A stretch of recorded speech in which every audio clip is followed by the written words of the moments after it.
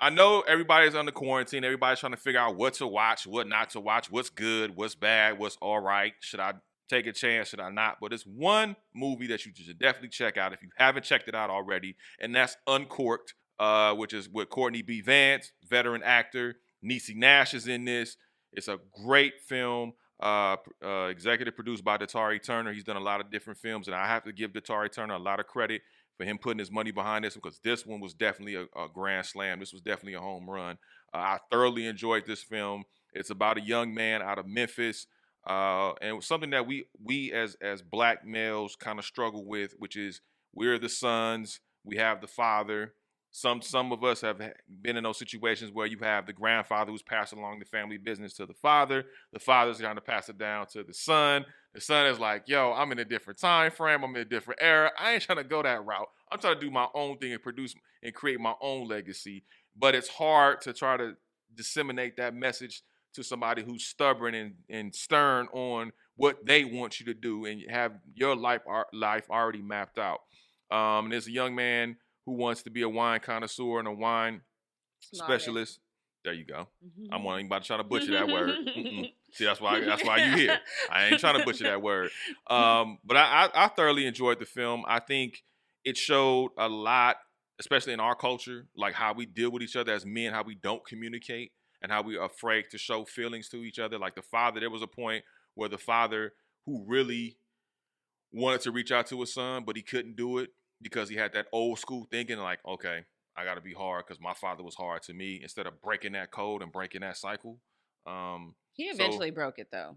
Yeah, but he didn't, because he still didn't admit, like, yo, son, I miss you. Like, okay, I support what you're doing. Mm-hmm. Even Niecy Nash's character, the mom said, because the father, which was Courtney B. Vance, his name was Lewis, he kind of just shitted on the son's like whole dream. Like he was saying, yeah, yo, I want to be. Yeah, but then the second his mom passed, and unfortunately that has to happen sometimes. It took a while, because as soon as, but then he went to go pursue this thing, and dad just showed up, right, with his suitcase and was like, let's wait this out together. I think it. Well, what did he say at first? I ain't about to have your mama come from back the grave. See, that's what I'm saying. It's an excuse. But whatever. Instead of just coming out. I mean, because though I went through something similar with my dad. I did too. That's why it resonated. My dad was like the first Black person in Colorado to own and operate his own insurance agency, right? It was this huge thing. Like, he was in the newspapers and everything. So he wanted to pass it down to, my brother. Mm-hmm. My brother didn't want it, so he tried to pass it down to my other brother.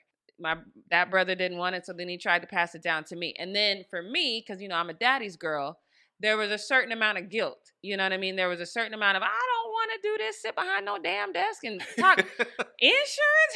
Hell no. But I went, I took the test, I started working with my dad, and I was like, okay, this is what I'm going to do.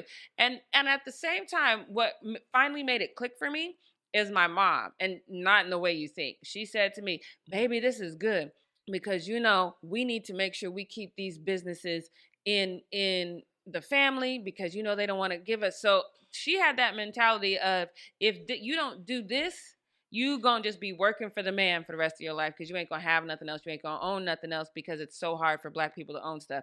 There's some truth to that, but that doesn't necessarily mean I have to own this. And because the father didn't believe in the son's vision, in the son's dream. And that's what resonates to me, because my pops didn't always believe in the vision that I have, and sitting there, he still has reservations. And that's bothersome. And you saw the disparaging and the hurt in the son's eyes when he was about to leave for Paris, and the dad was just like, okay. And he tried to be nice, like, I got you guys a wine. I don't drink no wine. Your mama drank it. Right. So you just stuck. So he finally had the courage enough to tell his dad where he stood. He's like, oh, you think I'm stuck? Yeah. And I noticed when he hit that nerve, that was the truth. Because he was like, he got on the offensive. The dad did. And I'm like, uh-huh.